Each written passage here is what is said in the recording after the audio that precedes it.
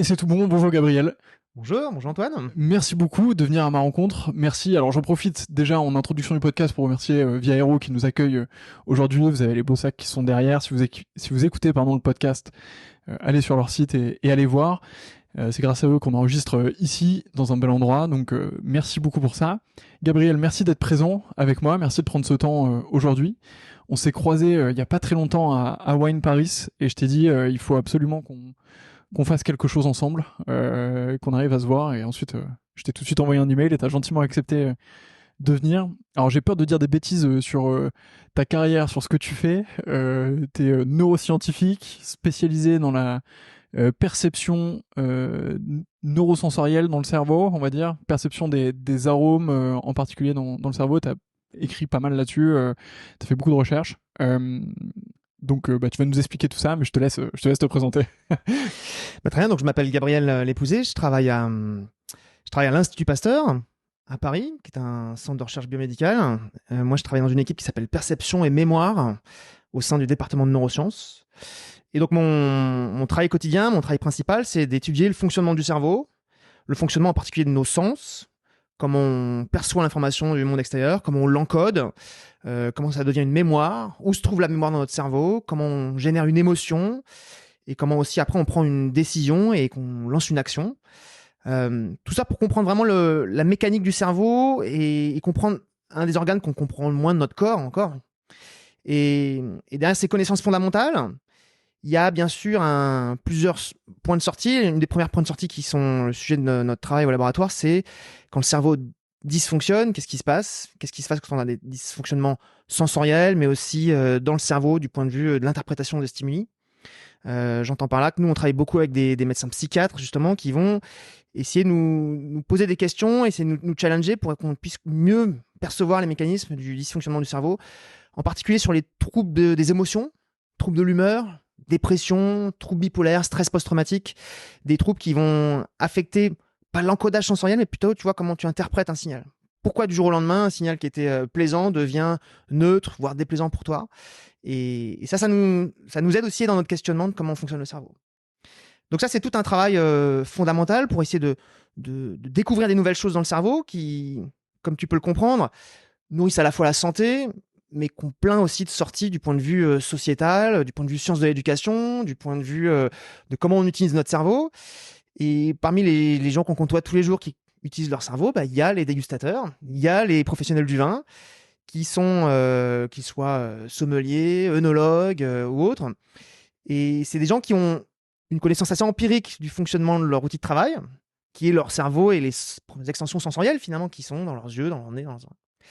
Et du coup, j'essaye aussi, à côté de mon activité principale, de transmettre ces connaissances scientifiques qui aujourd'hui explosent et de les transmettre justement à des gens qui ont besoin d'avoir ces connaissances pour pouvoir s'améliorer, pour pouvoir augmenter en performance, pour pouvoir développer des nouvelles expériences aussi pour les clients, les dégustateurs, les amateurs. Et puis aussi pour peut-être aussi réussir à mieux se calibrer, réussir à parler le même langage, comment on fait pour entre une molécule chimique qui serait présente dans le vin et le mot que je vais utiliser pour le décrire, comment on fait pour s'aligner, comment on fait pour réussir à avoir finalement quelque chose qui unifie la perception et la chimie du vin. Et donc ces deux fonctions-là, ouais, c'est ce travail de vulgarisation, je le fais à différents niveaux, que ce soit pour des écoles de formation, des écoles de dégustation, ça peut être aussi pour les professionnels du vin, que ce soit des œnologues, que ce soit l'Union des œnologues de France par exemple, que ce soit aussi des sommeliers, et puis un petit peu aussi dans les médias aussi, puisque le but du jeu c'est aussi de trouver un maximum de canaux pour communiquer avec les amateurs de vin, qu'ils soient jeunes débutants ou grands professionnels. Ouais, c'est vrai que c'est un sujet. On va revenir sur ta carrière avant de poursuivre, mais tu vois, moi, j'ai un peu une expérience au moment de déguster le vin qui est assez frustrante, et je pense que c'est parce que je me suis pas assez formé sur ce sujet-là. C'était je sens quelque chose ou je goûte quelque chose.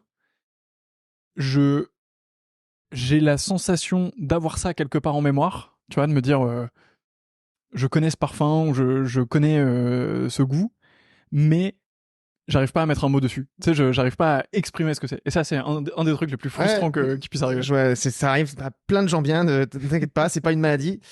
Tu arrives Tu connais, mais tu ne reconnais pas. Exactement. C'est le travail de reconnaissance qui est le plus difficile. Reconnaître, c'est connaître de nouveau. C'est-à-dire mettre en connexion l'image sensorielle qui se crée dans ton cerveau à partir d'un vin, d'une odeur, d'une image, et la mettre en connexion avec ta mémoire. Et ce travail de reconnaître à travers sa mémoire, ça veut donc dire que si ta mémoire n'est pas bien organisée, si elle n'est pas bien optimisée dans son flux, dans sa anatomie fonctionnelle, tu vas avoir des problèmes pour reconnaître, c'est-à-dire associer, retrouver le mot, le nom, le contexte dans lequel tu as senti cette odeur ou vu cette image-là. Et c'est ça que peut-être qu'il faut déjà comprendre, c'est que un expert du vin, si on prend par exemple les sommeliers comme des grands experts, ou dans le monde de l'odorat, pour les plus grands experts, ça reste beaucoup les parfumeurs, avec qui on s'interroge aussi sur d'autres fonctions. Ces gens-là, ils n'ont pas un nez meilleur qu'une autre personne dans la rue. Ils n'ont pas des capacités de détection olfactives qui sont bien extraordinaires. Non, ce qu'ils ont de plus par rapport à toi et à moi, c'est qu'ils ont une mémoire extraordinaire, qu'ils ont construit après 10 ans, 20 ans, 30 ans de travail. Et cette mémoire, elle est extrêmement précise. Il n'y a pas d'interférence. Elle est bien optimisée. Les agrumes sont rangés avec les agrumes, si tu veux. Les fruits secs sont rangés avec les fruits secs. Ils ont organisé leur mémoire avec des bonnes catégories. Et ça leur permet rapidement, tu vois, d'identifier une odeur et de mettre un nom dessus. Mais aussi de plus facilement aussi de le reconnaître quand il est caché dans un mélange. Ça permet aussi de mieux discriminer les choses. C'est-à-dire que quand tu as un citron vert et un citron combava, tu peux les mélanger. Mais si tu es un expert, c'est deux images qui se ressemblent. L'expert va te dire non, c'est pas la même chose. Il va bien associer un mot à chacun des deux objets. Et ce travail d'organisation de la mémoire, tu vois, qui te permet de voir mieux, de voir plus fin, de voir dans du bruit, de discriminer les choses, ça passe par la mémoire. Ça passe vraiment par la mémoire.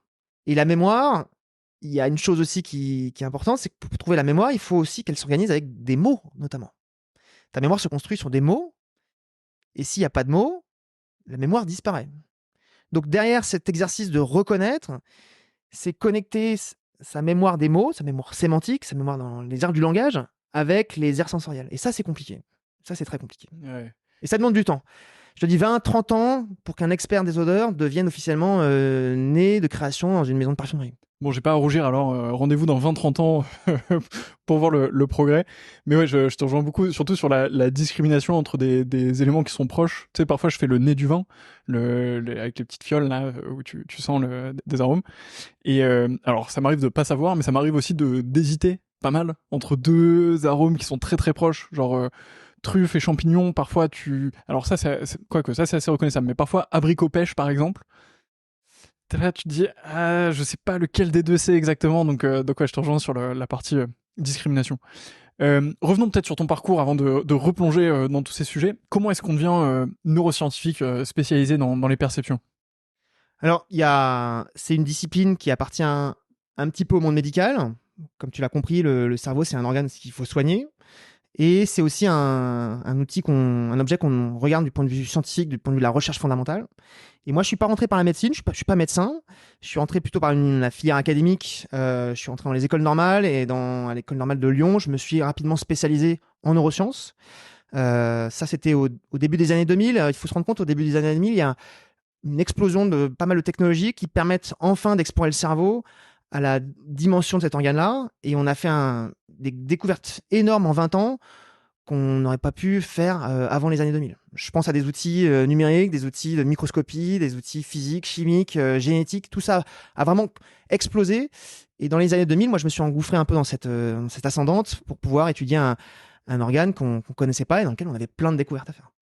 Donc, après ma formation en biologie moléculaire, cellulaire, après avoir passé l'agrégation de sciences de la vie, sciences de la Terre, je me suis spécialisé en neurosciences. J'ai fait ma thèse de doctorat à Paris dans un laboratoire de psychiatrie de neurosciences.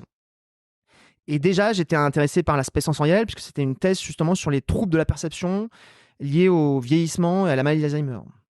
Comment et pourquoi le système olfactif est un sens qui dégénère assez précocement dans la maladie d'Alzheimer. Et si c'est le cas, quel est le mécanisme qui enclenche ce truc-là ? Donc ça, c'est une très grande question, mais ça, il faut le savoir. Le système olfactif, c'est pas juste un organe intéressant à étudier du point de vue de la perception. C'est aussi un organe qui peut être un indicateur du fonctionnement de ton cerveau. Et nous, on l'utilise aussi comme ça, un outil de diagnostic pour plonger dans le cerveau et pour interroger des fonctions cérébrales. On l'a tous vécu, la perte d'odorat, c'est un léger handicap, pas autant qu'être aveugle, mais on a tous subi ces 10-15 jours d'anosmie avec le Covid, par exemple, où on le vit une fois par an quand on a un rhume avec une grosse congestion nasale. C'est pas agréable, c'est pas handicapant, mais ça nous montre quelque part, le jour où il disparaît, qu'il y a des fonctions particulières qui sont véhiculées par ce sens-là. Et nous, on l'utilise pour accéder justement à des fonctions, en particulier les fonctions émotionnelles du cerveau. Ok, donc c'est un peu à ce moment-là où tu as commencé à rentrer dans ce sujet. Donc et là, après, à c'est plus en comme ça que je suis sortir. rentré là-dedans. À l'issue de mon travail de thèse, j'ai continué en post-doctorat à l'Institut Pasteur. On m'a offert un poste pérenne et permanent là-bas, donc j'ai accepté. Et à côté de ça, j'avais une vraie passion pour le vin, qui est née de ma gourmandise, on va dire, naturelle. Pas forcément d'une culture familiale très forte. Mon père et mes parents n'avaient pas une cave à vin avec 6000 références. Non, c'est venu petit à petit en école, bien sûr. Les écoles sont des endroits très dynamiques où il y a des clubs d'œnologie qui sont très dynamiques. Déjà au début des années 2000, c'est là où on voyait l'émergence aussi de toute cette culture dans les grandes écoles, en particulier de cet appétit pour le vin. Et moi, je me suis pas mal investi là-dedans. Et puis pendant ma thèse, toujours amoureux de vin et envie de goûter des grands vins, même si on a un petit salaire d'étudiant, j'ai servi dans une école de dégustation qui s'appelait Grenoble, qui est une école où pour l'effort de mettre la table et de faire la vaisselle, on avait le droit de déguster beaucoup de vins qu'on n'était pas capable de se payer. Et moi, je me suis beaucoup formé là-dessus, à goûter des vins avec les vignerons, à goûter aussi des vins avec des journalistes, avec des sommeliers. Je trouve que c'est toujours intéressant de voir comment, en fonction de ton métier, la dégustation s'oriente différemment. Chaque métier a une intention différente quand il déguste, parce que c'est pas le même objet, le même prisme de regard. Et j'ai trouvé cette formation extrêmement intéressante. Le jour où la passion et la profession se sont croisées, ça remonte à un événement un peu fondateur qui m'a marqué. On était dans les années, ouais, je crois 2012, 2014. L'Union des œnologues de France organise chaque année un congrès qui rassemble toute la profession et demande à notre laboratoire de faire une présentation sur la perception des odeurs. Mon chef me dit, bon, Gabriel, amateur de vin, c'est pour toi, je te laisse l'exercice.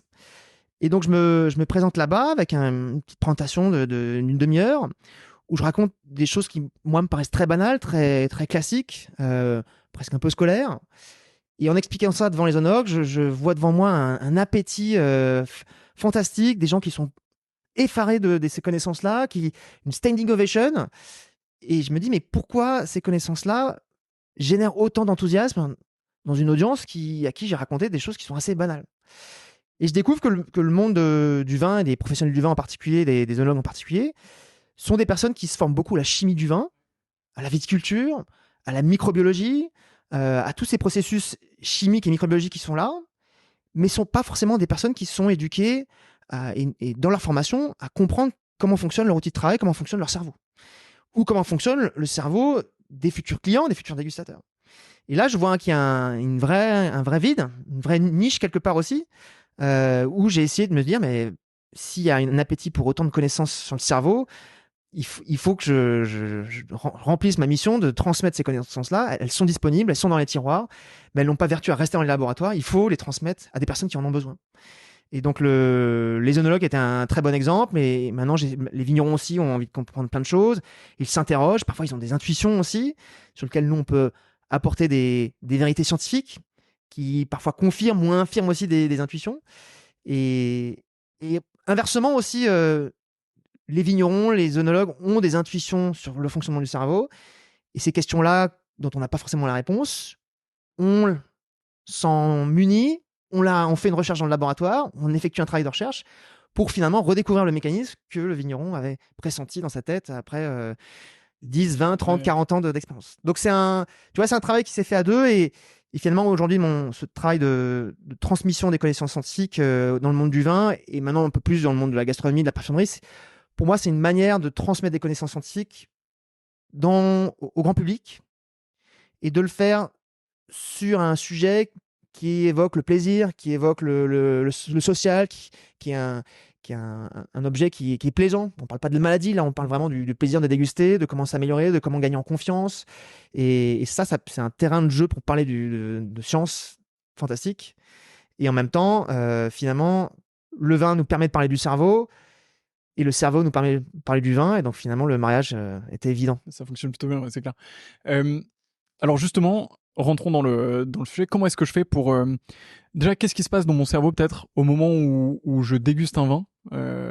Donc tu sais, moi, j'ai un peu l'approche traditionnelle de la dégustation de vin, quoi. Je regarde, je sens et je déguste. C'est un peu le standard. Je suppose qu'il se passe des choses... c'est un peu des canaux différents. Je suppose qu'ils sont activés entre les différents sens. Et qu'est-ce qui se passe? Est-ce qu'il y a une concordance entre les trois? Est-ce que... tu vois, comment ça fonctionne ces premiers instants après la dégustation? Alors, avant de se poser la question de qu'est-ce qui se passe dans le cerveau, il faut déjà regarder un peu le vin. Quels sont les canaux sensoriels, comme tu disais, qui interagissent avec le cerveau? Et le vin est probablement un objet unique dans sa capacité à communiquer avec beaucoup de canaux par rapport à d'autres objets. Si tu compares une peinture ou si tu compares ce que tu fais quand tu écoutes un morceau de musique, quand tu bois un verre de vin, tu vas le voir, donc tu vas le regarder, tu vas utiliser le canal visuel, tu vas peut-être aussi écouter les commentaires du sommelier, du vigneron qui est autour de toi. Donc il y a des informations qui sont contextuelles, qui rentrent par les yeux et par les oreilles, mais tu vas aussi le sentir avec ton nez.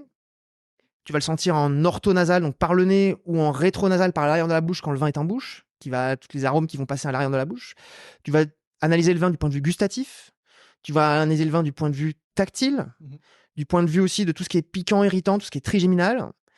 Et donc, un simple verre de vin, ça a l'air simple à déguster, mais du point de vue sensoriel, c'est très compliqué pour le cerveau. C'est un des rares moments de ta vie, j'entends le vin, mais la gastronomie en général, c'est un rare moment de ta vie où il y a autant de sens qui sont mobilisés au même moment.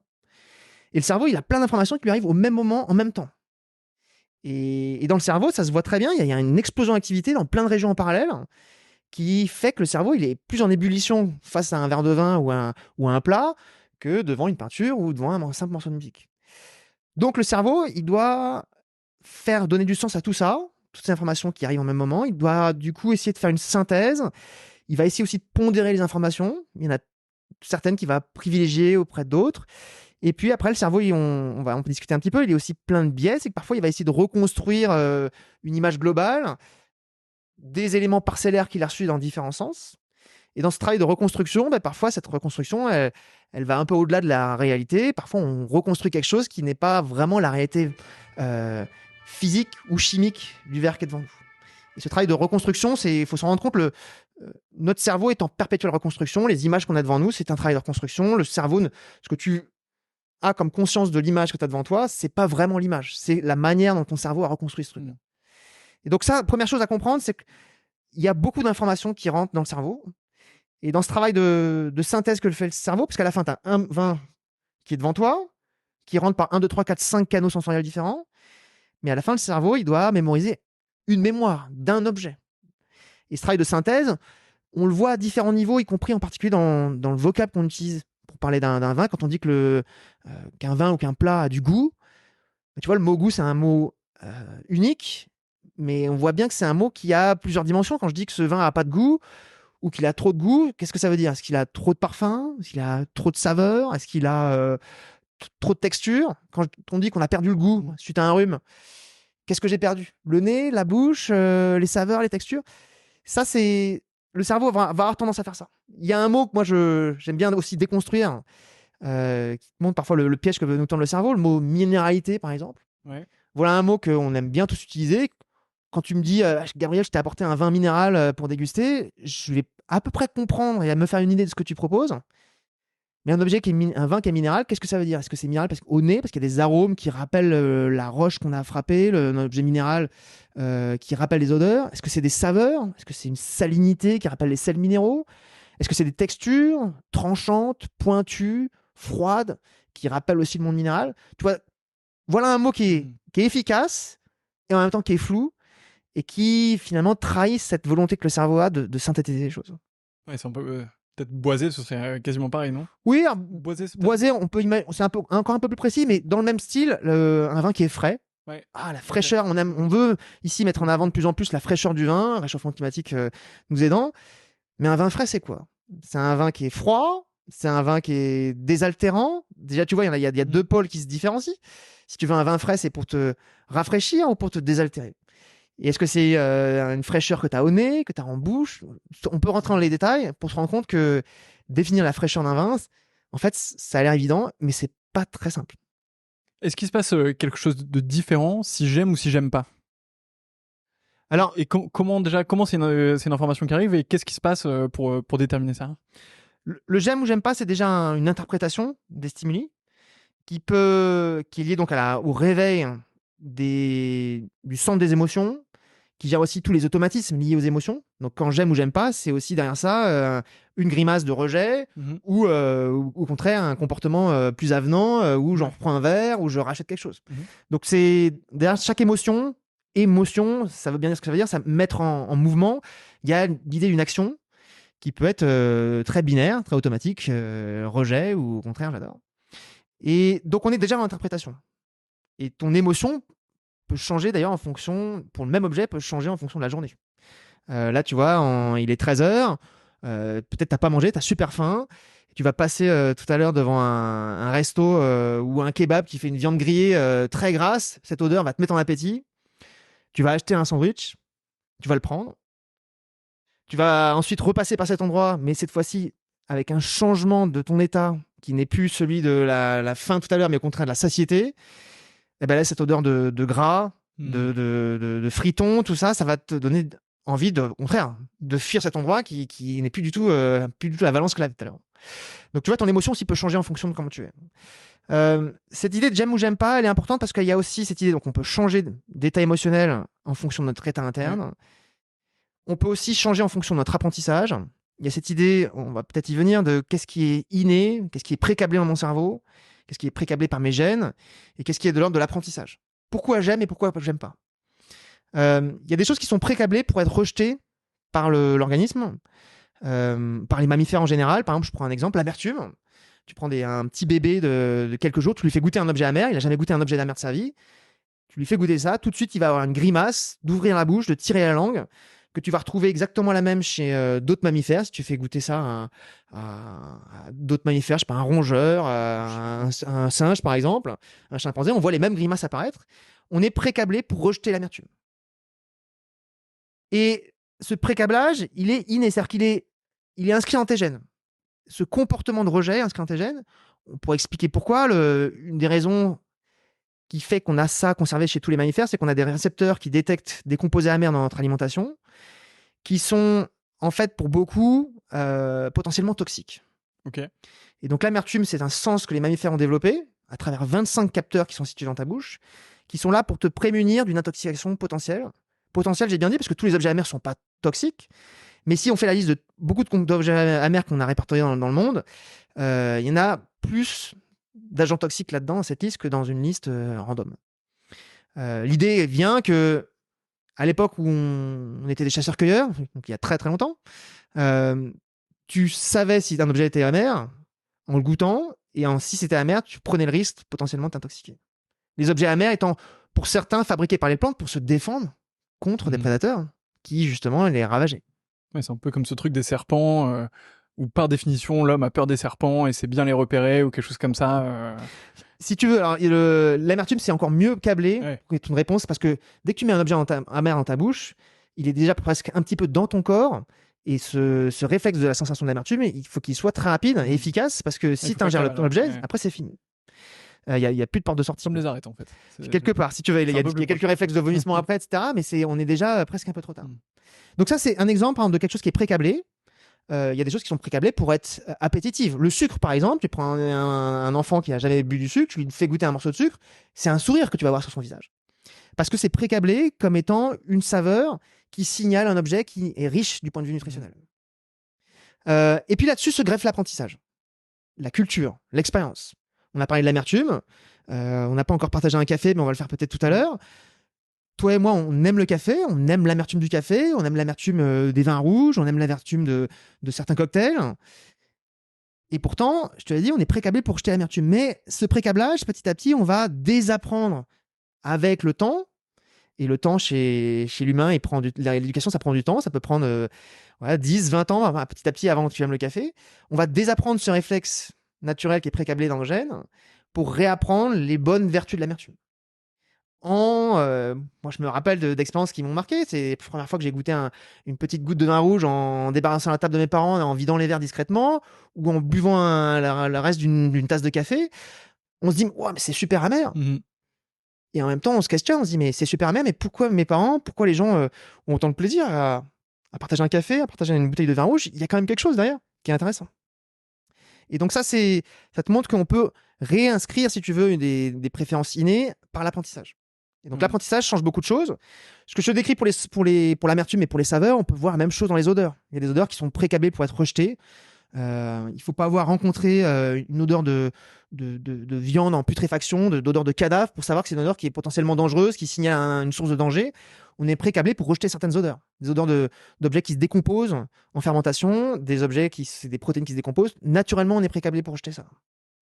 Et puis il y a des odeurs qui sont appétitives, parce qu'elles signalent potentiellement quelque chose qui peut être nourrissant pour nous. Mais là encore, l'expérience va nous transformer. Exemple, l'odeur de Roquefort, ou l'odeur d'un parmesan, par exemple, un Parmigiano Reggiano. Tu vas avoir des composés dans un parmesan ou dans un Roquefort, notamment des acides carboxyliques, comme l'acide butyrique, qui sent littéralement le vomi. Mais avec l'apprentissage, on commence à apprécier le Roquefort, et on apprécie le Roquefort pour sa globalité. Mais sans cet apprentissage-là, demande à un Américain de déguster un morceau de Roquefort pour la première fois de sa vie, il va dire, mais qu'est-ce que c'est que ce truc que tu viens de faire manger? C'est horrible, tu veux me tuer, quoi. Donc voilà, il y a ces deux événements qui cohabitent, et l'homme parmi dans le monde mammifère, l'homme est vraiment celui qui se construit beaucoup dans la culture, dans l'expérience.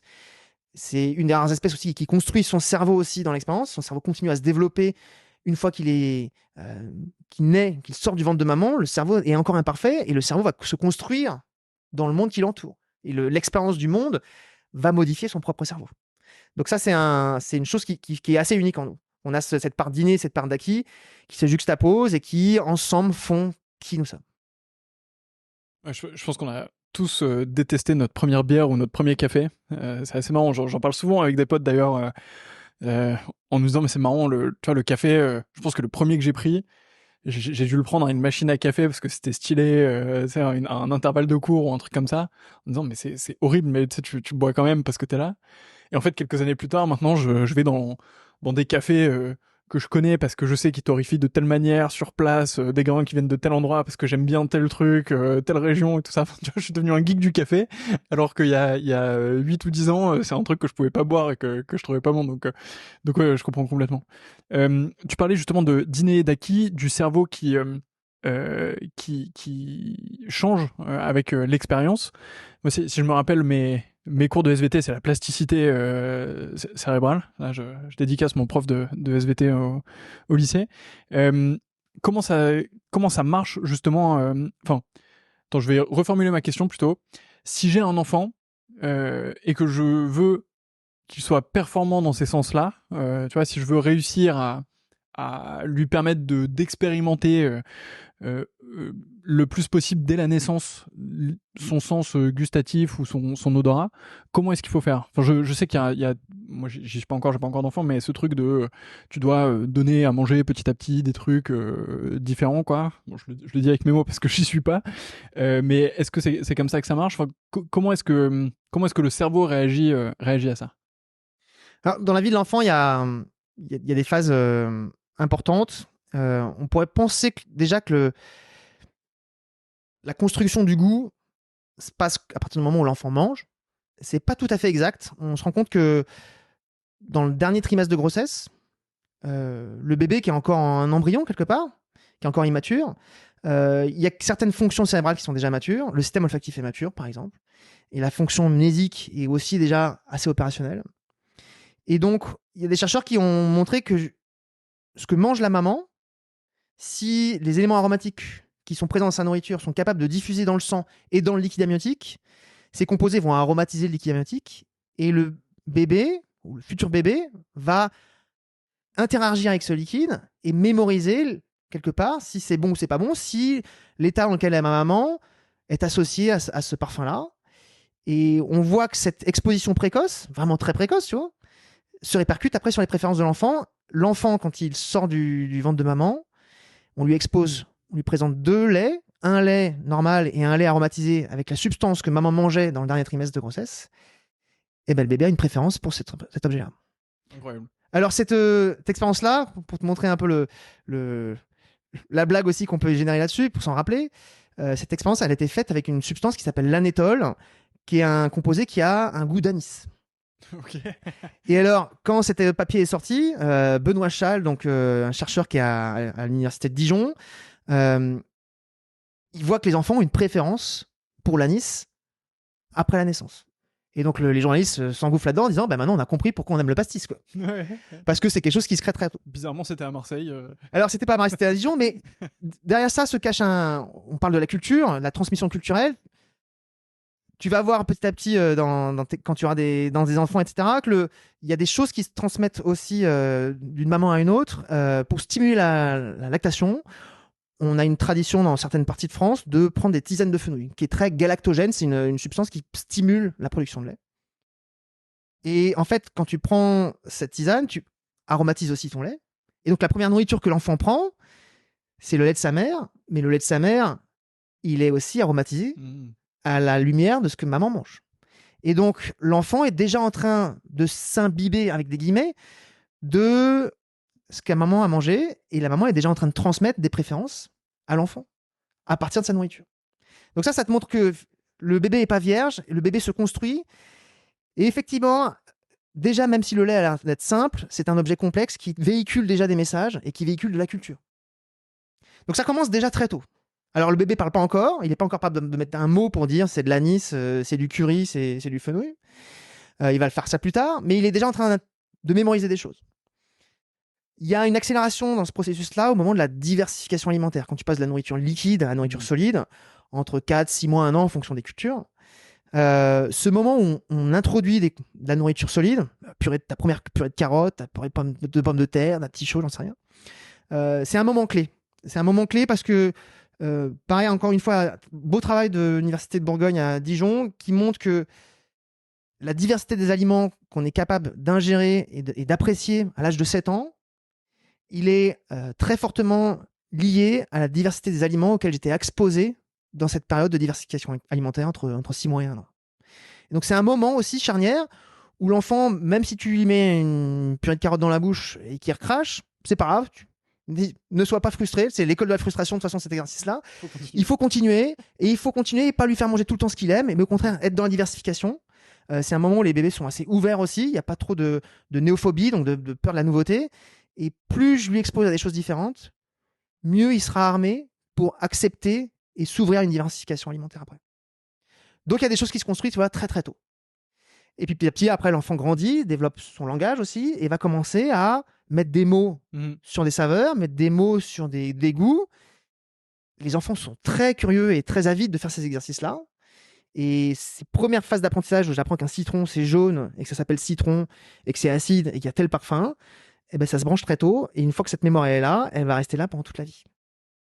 Et donc là aussi, l'apprentissage qu'on débute assez tôt dans l'enfance et quand on commence à parler, il est extrêmement important parce que c'est notre première bibliothèque. Les premiers livres que tu mets dans ta bibliothèque, c'est à ce moment-là que tu les construis. Et là, la diversification des objets, la richesse du patrimoine olfactif, aromatique, gustatif que tu mets dans la tête de l'enfant va construire après la manière dont il va s'orienter sur son alimentation, mais surtout être capable de décrire le monde gastronomique qu'il a en face de lui plus tard. Et est-ce qu'il y a un moment donné où c'est trop tard? Tu vois, moi, alors j'ai une expérience personnelle qui fait que je pense que tu vas répondre non, mais pendant longtemps, j'ai pas aimé le fromage. Je pense que, je sais pas, il a dû se passer un truc quand j'étais jeune où mes parents ont dû tenter de me faire goûter un fromage que j'ai pas aimé ou peut-être pas au bon moment ou quelque chose comme ça. Et donc pendant longtemps, j'aimais pas le fromage et je regoûtais pas ensuite parce que c'était un peu inscrit dans ma personnalité, tu vois, que Antoine il aime pas le fromage. Quand il y avait un plateau de fromage, je sentais des odeurs que j'aimais pas trop, donc je le passais, je voulais pas regoûter.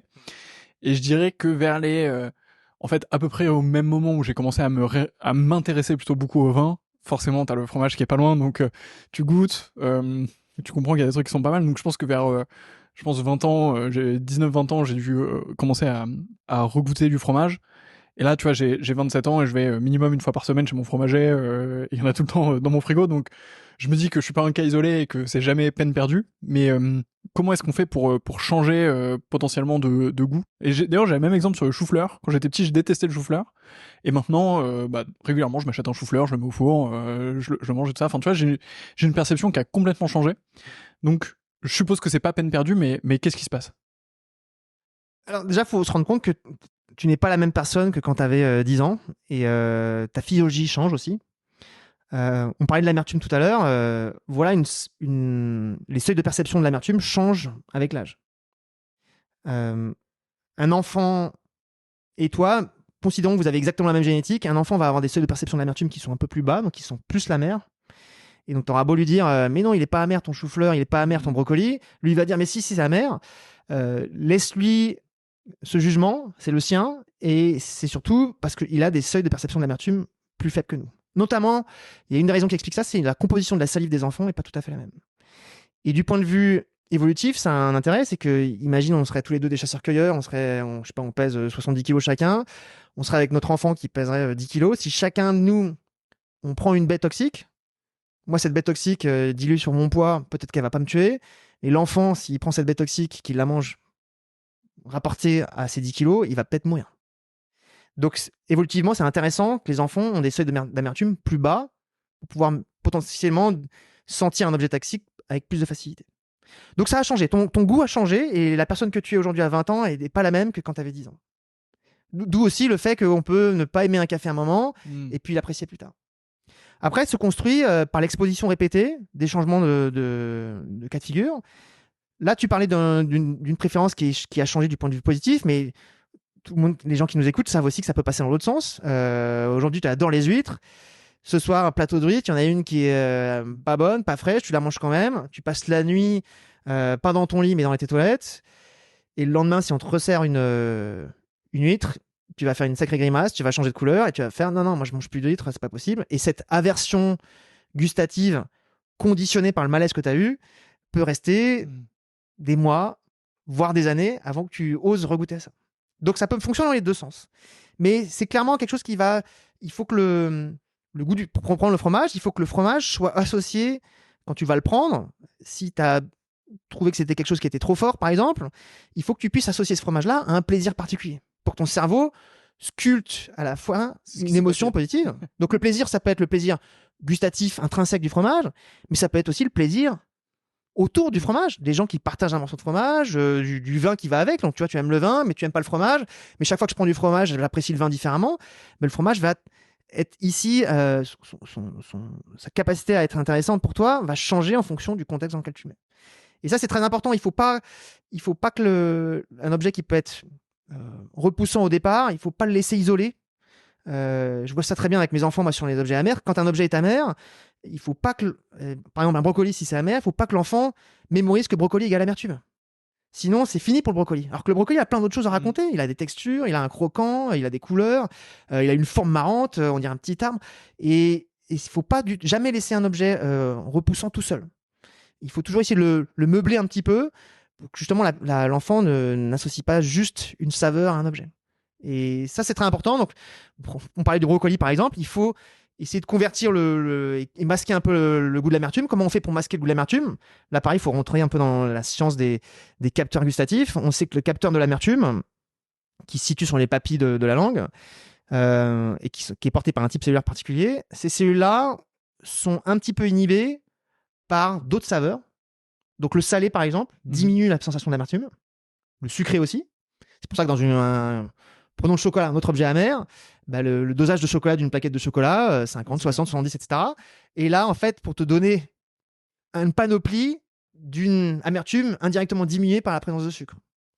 Et donc, à toi de voir, aujourd'hui, tu n'aimes pas l'amer, tu préfères le chocolat 70%, mais petit à petit, en te forçant un petit peu et en essayant de comprendre un peu qu'est-ce qu'on démasque quand on voit un peu de sucre, tu vas petit à petit changer peut-être un petit peu ta référence et dire ah bah tiens 80 en fait c'est pas mal, je me force un petit peu et chacun comme ça peut voir quel niveau d'amertume il aime. Et les enfants tu vois qui préfèrent le 70 ou toi maintenant tu aimes bien manger un 90 sans problème. Donc le sucre, le sel peut diminuer ça, la saveur umami aussi est capable de diminuer un peu l'amertume et on peut utiliser ça justement pour réduire un peu l'amertume d'un truc. Exemple typique, tu as peut-être mangé des endives à la maison. Les endives, ça peut être amer. Cuite, l'amertume peut être encore plus révélée. Mais qu'est-ce qu'on va faire pour diminuer l'amertume cuite d'une endive cuite? Petite béchamel. Eh ben, petite béchamel fromagère, dans lequel le salé et le côté un peu umami du fromage va calmer l'amertume. On va ramener une tranche de jambon fumé aussi, pour pouvoir avoir une aromatique qui va être persistante en bouche et qui va accompagner la persistance de l'amertume. L'amertume, c'est une saveur qui est très persistante en bouche, qui dure assez longtemps. Et donc, si on la laisse tout seul en bouche, ben, elle se retrouve isolée. Donc, on trouve ça un peu triste et voire pas bon. Mais si elle se retrouve meublée avec une persistance aromatique, ben, tu as 2 couches sensorielles qui se juxtaposent. Et là, tout de suite, ça va mieux. Et donc, l'endive passe beaucoup mieux. Ouais, c'est clair. Et après, ça va de mieux en mieux. On finit par la manger en salade ou quelque chose comme ça. Est-ce que, à l'inverse, moi, j'ai remarqué un truc, c'est que le vin que je goûtais ou que je buvais il y a 10 ans est pas du tout le même que celui que je bois aujourd'hui. Et je pense qu'aujourd'hui, je serais incapable de reboire le vin que je buvais il y a 10 ans, alors qu'il y a 10 ans, je le trouvais pas si mauvais que ça. Enfin, tu vois, un Montbazillac bien sucré il y a 10 ans me posait pas trop de problèmes dans une soirée entre copains. Aujourd'hui, je suis incapable de boire ça. J'entends s'il est mal fait. J'ai rien contre Montbazillac en particulier. S'il est très bon, je le boirai avec plaisir. Mais donc, est-ce que à l'inverse, il y a une alors peut-être que c'est la diversification de ma palette sensorielle du coup qui fait que j'ai attribué des éléments de qualité à certains vins qui font que je suis plus en mesure de disqualifier ou de différencier la qualité de la non-qualité. Je pense qu'il y a plusieurs éléments. Un, déjà, tu as peut-être raffiné petit à petit ta sensibilité. Raffiné, c'est-à-dire que tu as précisé un peu plus ce que tu aimes. C'est pas juste une boisson sucrée comme le Montbazillac que tu aimes bien, mais tu aimes l'équilibre du sucre avec l'acidité. Tu t'es peut-être aussi peut-être un peu fatigué avec le sucre. Le sucre, c'est une saveur qui est, comme on l'a dit tout à l'heure, qui est naturellement appétante. Donc, la prise en contact d'un objet sucré, elle se fait très spontanément. On aime le sucre, qu'on le veuille ou non. Mais le sucre, c'est aussi une saveur qui est un peu saturante. On peut boire une bouteille de vin non sucré, finir une bouteille de Montbazillac, bon courage, en particulier parce que voilà, le sucre est une saveur qui est très saturante. Essaye de manger un morceau de sucre, puis un deuxième, puis un troisième, même si théoriquement c'est extrêmement appétant, tu vas voir qu'à un moment c'est saturant, c'est pas agréable, et presque il te vite un verre d'eau parce que là il me manque quelque chose. Donc le sucre c'est un produit d'appel intéressant, mais qui au fur et à mesure de notre intérêt pour le vin va petit à petit s'effacer.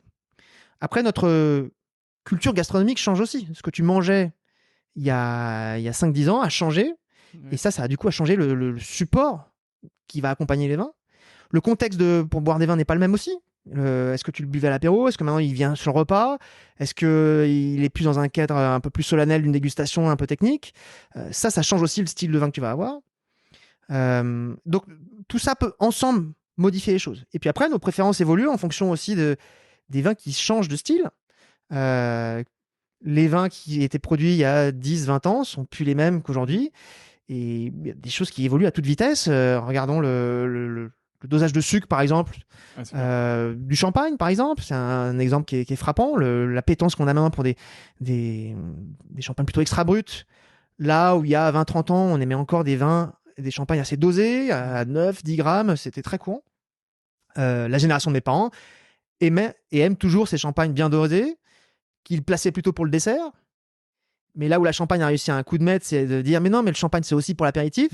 Alors nous, ça nous paraît évident, mais il y a 50 ans, c'était pas le cas du tout. Et le champagne apéritif, c'est forcément, on va pas commencer par un vin extrêmement sucré, on va peut-être chercher quelque chose qui est assez incisif, assez apéritif dans sa fonction, assez désaltérant, et hop, les choses changent. Donc, à mon avis, il y a tout ça aussi qui peut faire que la personne que tu es aujourd'hui n'est plus la même que celle qui a 5 ans, 10 ans, et ton goût va évoluer aussi dans le futur. Et qu'est-ce que tu goûteras quand tu auras 50 ans, quand tu auras 70 ans? Je serais bien incapable de le dire. On voit des tendances, mais les tendances qu'on a actuellement, des consommateurs qui ont 70 ans, on serait bien maladroit de dire que ce sera la même chose qui va t'arriver pour toi dans 70 ans. Est-ce que dans 70 ans, tu boiras que des Bordeaux, des crus classés de la rive gauche? Probablement pas. Le vin aura bien changé et le style de vin aura changé aussi. Et donc, voilà, il faut par contre rester curieux. Les personnes qui boivent tout le temps le même vin sont peut-être des gens qui justement sont aussi dans le vin face à une forme d'anxiété, une anxiété face à l'immensité des vins et la diversité des vins, sont face à une hantise de ne pas savoir reconnaître ce qu'ils ont l'habitude de voir ils veulent de la confiance, et peut-être ces gens-là, il faut les aider un petit peu aussi, à leur faire découvrir des choses. Sinon, ils vont rester dans un processus où le vin n'est plus un objet de curiosité, mais un objet juste pour accompagner un repas, et qui disparaît finalement de notre cerveau, quoi. Bon, bah, vous l'aurez compris, buvez du vin d'un peu partout, c'est ce qui est important. Pas que en France d'ailleurs, il y a des très belles régions en France, mais dans le monde entier, il y a des très beaux vins un peu partout. On en a un tout petit peu parlé ensemble, mais il y a aussi des facteurs externes qui viennent troubler ou modifier la perception des dégustations. Moi, je me souviens de deux choses. La première, c'était Coralie Deboire qui était passée dans ce podcast, qui m'avait raconté, je crois que c'était sa première année de DNO. Et elle m'avait dit, le prof avait servi une bouteille de Pétrus et une bouteille d'un vin absolument random, pas très cher, quoi. Enfin, il avait sorti les deux bouteilles, mais en fait, il avait inversé les jus, et tout le monde décrivait des arômes spectaculaires, dignes des plus grands pommerol pour ce qui était soi-disant le Pétrus, mais qui en fait était qui était pas du tout un Pétrus. Et à l'inverse, pour l'autre vin, il décrivait, décrivait un mauvais vin en fait dedans. Et j'avais lu un autre papier aussi, ça c'était l'expérience de Coralie, et j'avais lu un papier qui s'appelait The Color of Odor, je crois, où c'était des scientifiques qui avaient coloré des vins blancs en vin rouge et des vins rouges en vin blanc. Et en fait, la perception de la dégustation qui suivait, c'était les gens décrivaient des arômes de vin blanc alors qu'en fait c'était un vin rouge, et inversement. Donc du coup, il y a des facteurs externes qui modifient la dégustation, et ça vient un peu ce que tu disais tout à l'heure sur le vin, c'est un objet multisensoriel, et donc du coup, il y a des sens qui peuvent être pondérés ou agir les uns avec les autres. Alors, les deux expériences dont tu parles sont disponibles dans la thèse d'un jeune homme qui est plus tout jeune maintenant, qui s'appelle Frédéric Brochet, qui était, à l'époque où tu décris ça, était en thèse avec Denis Dubourdieu, qui était un grand œnologue et directeur de l'Institut des sciences de la vigne et du vin, et qui s'était posé la question de savoir, voilà, dans quelle mesure les éléments sensoriels qu'on a du vin sont modifiés dans la représentation globale qu'on a après dans la tête. Et ils avaient essayé de faire un travail très, très judicieux, très scientifique. On va essayer de faire varier un paramètre et on regarde dans quelle mesure ça change l'ensemble de la représentation du vin. Prenons l'exemple de la couleur. Là, l'exercice était parlant. Tu prends un vin blanc et tu l'offres à des dégustateurs, qui étaient donc des futurs œnologues, mais qui étaient dans un cadre un peu particulier parce qu'ils avaient préparé cette dégustation avec des espèces de petites flashcards dans lesquelles ils avaient listé ensemble, de manière collective, 30 descripteurs de vin blanc et 30 descripteurs de vin rouge. Donc imagine, tu as tes petites flashcards, comme dans le nez du vin de Jean Lenoir. On a des arômes de vin blanc, des arômes de vin rouge qui sont classés dans ces catégories-là, qui sont, c'est pas écrit comme ça, mais c'est perçu comme ça, qui sont un peu exclusifs. Enfin, c'est comme ça qu'on l'interprète. Et du coup, tu as un vin blanc, tu sors ta carte de vin blanc. Et tu as un vin rouge, tu sors ta carte de vin rouge.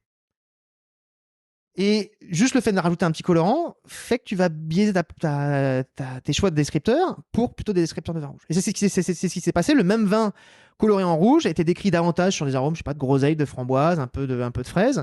Là où le vin blanc sans colorant était décrit avec des arômes de poire, de pêche, peut-être un peu d'ananas, un peu de miel et un peu de beurre.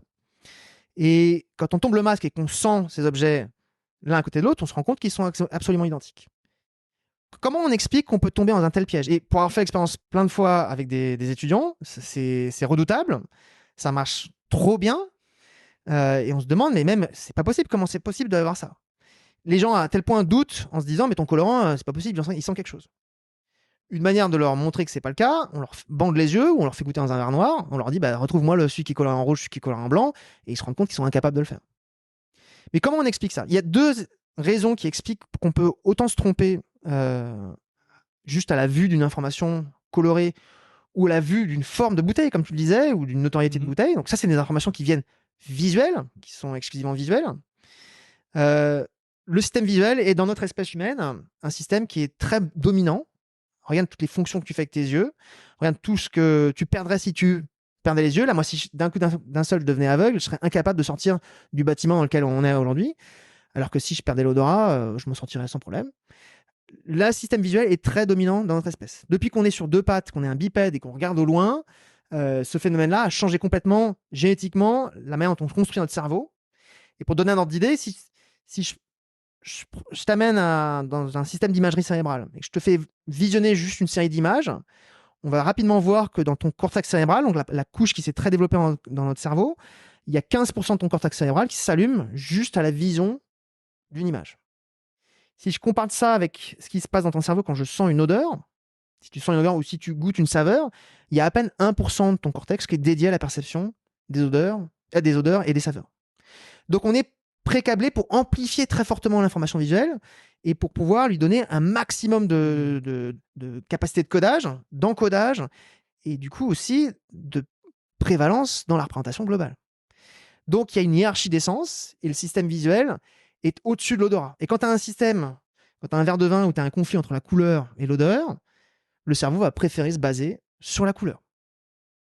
L'autre problème aussi, c'est que quand on goûte un vin, tu l'as dit justement tout à l'heure, on t'a appris à le regarder avant de le sentir. Ouais. La vue précède le nez. Et dans cet exercice-là, qu'est-ce qu'on fait? On met d'abord l'information visuelle dans son cerveau, d'un coup d'un seul, elle s'amplifie, et ensuite, du coup, elle devient dominante. Et du coup, après, le nez qui vient derrière se retrouve dans une situation où ce que tu sens au nez, tu vas essayer de confirmer ce que tu as vu avec tes yeux. Et le travail de dégustation, quand il se présente comme ça, devient un travail de confirmation de l'étape précédente. Tiens, le vin est rouge, donc je vais sentir au nez des odeurs que je vais essayer de rendre cohérentes avec ma vision, puisque c'est l'argument le plus fort. Et puis la bouche devient encore plus triste, puisque la bouche devient un moment où je vais essayer de confirmer ce que j'ai senti en bouche, au nez, et qui est cohérent avec la couleur. Donc la dégustation classique qu'on t'a appris, que j'ai appris aussi, œil, nez, bouche, c'est un travail finalement de dégustation où on vient confirmer l'étape précédente. Et tu vas voir que c'est pas la meilleure manière de découvrir le message du vin si le but du jeu c'est juste de confirmer ce qu'on a vu avec l'image. Donc déguster dans un verre noir, ça c'est un exercice que je propose à tout le monde de le faire, ou déguster les yeux fermés. Peut-être tu as remarqué ça, des grands dégustateurs, un grand sommelier, quand il est en une phase, de qualification dans un concours de meilleur sommelier du monde par exemple, quand il goûte le vin, un moment il va peut-être commenter sa couleur, et puis un moment, quand il va commencer à s'intéresser au nez, il va fermer les yeux, ou bien il va fixer un objet autour de lui qui est complètement neutre, un mur blanc ou ses chaussures par exemple. Qu'est-ce qu'il fait quand il fait ça? Il essaie justement de se mettre dans une situation où le système visuel est peut-être plus informatif, et il essaie cette fois-ci de se concentrer sur son attention intérieure, de qu'est-ce qui vient de son nez et de sa bouche. Et ça, on le voit même dans le cerveau, c'est-à-dire que quand on fait un travail d'imagerie cérébrale du cerveau et qu'on compare l'activité dans ton cerveau quand tu as les yeux ouverts ou quand tu as les yeux fermés, on voit que quand tu as les yeux fermés, les centres olfactifs et gustatifs, ils augmentent d'activité. Et quand tu rouvres les yeux, ils diminuent. Parce que le système visuel a tendance à préempter le truc et à inhiber carrément les autres sens. Donc ça, c'est un truc important, c'est que l'information visuelle, elle est très piégeuse, dans le sens où elle est très dominante. Elle est un peu, moi j'aime bien utiliser le terme de prédateur. La vision est prédatrice sur la représentation et peut faire que tu peux te planter complètement juste parce que tu as voulu valider l'information qui te paraît la plus saliente. Mais dans le vin, la couleur, c'est pas le plus important. C'est pas ça qui va te donner les caractéristiques gustatives de l'objet. Et la couleur, c'est très facilement manipulable aussi. Le niveau d'extraction, ou dans d'autres boissons en général, on peut colorer les choses. Alors, c'est pas ce qu'on fait dans le vin. Mais c'est un exercice qui demande parfois justement beaucoup d'humilité. C'est de se dire, tiens, et si je connaissais pas la couleur, si je goûtais ce vin plus librement, à l'abri de la couleur, comment je le goûterais? Et c'est pas facile. C'est pas facile parce que il y a des personnes qui sont tellement à l'écoute de leurs yeux que déguster dans le noir, ça devient une situation anxiogène, inconfortable. Peut-être les personnes qui nous écoutent, peut-être toi, tu as déjà expérimenté ça. Le restaurant qui s'appelle Dans le Noir à Paris, rue Quincampoix. Tu es un restaurant où tu manges complètement dans le noir. Tu es servi par des aveugles qui font tout le service. Y a des personnes qui sont incapables de rester dans cette situation-là parce que trop anxiogène. Trop. Je peux pas être il me manque des informations pour comprendre ce que je vais manger. Et du coup, ce manque-là crée de la confusion. Et la confusion crée de l'anxiété. Et l'anxiété fait que tu sors du restaurant. Et d'autres personnes vont dire, mais non, mais c'était super comme expérience. Le fait d'abdiquer sur ses yeux fait que tu te concentres davantage sur les autres sens. Et du coup, tu es plus attentif du point de vue auditif, du point de vue gustatif. Tu interagis avec une autre temporalité. Tu prends plus le temps de mâcher, de déguster, d'analyser. Tu discutes davantage parce que tu essaies de retrouver un confort en te rassurant auprès des gens qui sont autour de toi. Et même parfois, tu te retrouves à être capable de changer la pondération des sens, c'est-à-dire qu'au niveau auditif, maintenant, tu te retrouves à être capable d'écouter une conversation de gens qui sont devant toi et d'entendre ce que disent les autres à côté, de pouvoir faire les deux en même temps. Ça te montre aussi que le cerveau, il a tendance à privilégier la vision Et quand tu l'enlèves et que tu acceptes d'enlever ta vision, tu peux avoir quelque part une augmentation un petit peu du gain de certains sens qui sont finalement les sens que tu as besoin de mobiliser, en particulier pour la dégustation. On parlait de sens olfactif et gustatif qui augmentent dans ton cerveau quand tu fermes les yeux. C'est cela qu'il faut mobiliser quand tu dégustes un vin, quand tu dégustes un plat. Et donc faire cet acte-là, c'est important. Au-delà de l'information visuelle de couleur, notoriété de la bouteille, pense aussi au prix. Ouais. Expérience très intéressante où, même chose, on fait une dégustation à l'aveugle. Et ça, c'est des collègues américains qui ont fait ça il y a plus de 20 ans. Dégustation à l'aveugle, on fait goûter des vins et on demande aux gens de juger le niveau d'appréciation qu'ils ont des vins. Seule information qu'on donne de la bouteille, c'est son prix. Et là, ce qu'on ne dit pas non plus aux dégustateurs, c'est qu'on va réinjecter plusieurs fois le même vin dans la dégustation, mais à des prix différents. Et là, on se voit que le niveau d'appréciation du vin, quand le vin est présenté à 5 $ ou à 45 $ ou à 90 $, il n'est pas le même. Même si le vin est rigoureusement identique. Qu'est-ce qui a changé là? C'est, encore une fois, ta projection de la qualité, celle que tu estimes, que tu calcules, que tu prédis à partir du prix, qui est pour toi un indice de qualité numérique très, très précis, eh ben, se projette dans ton goût. Est-ce que le vin est vraiment meilleur? Non, mais la projection que tu t'en es faite fait que tu estimes que le niveau de qualité est plus fort. La qualité attendue est plus élevée en manière générale. Donc ça te montre voilà, que le cerveau est très souvent en train d'essayer de prédire les choses. Il aime beaucoup prédire ce qui se passe. Il aime beaucoup prédire le futur. Notre cerveau est une machine prédictive qui fait plein d'inférences. Justement, on découvre dans le cerveau qu'en fait le cerveau est une machine bayésienne qui va faire plein de prédictions justement tout le temps et d'inférences en fonction des probabilités des statistiques, etc. Et le cerveau adore les chiffres, par exemple, et l'information numérique du prix d'une bouteille, ça c'est super. Dans le cas du vin, en plus, c'est assez exceptionnel parce que je ne crois pas qu'il y a beaucoup de produits sur la planète où le même objet peut coûter 1 € ou 1 million d'euros, quoi. Et le même objet, on parle d'une bouteille de 75 centilitres, le même objet peut avoir une différence de prix d'un facteur 1 million. Je ne connais pas d'autres objets qui ont une telle latitude de représentation. Et donc ça te montre aussi voilà, ce fait-là que le cerveau se projette dans ce qu'il estime.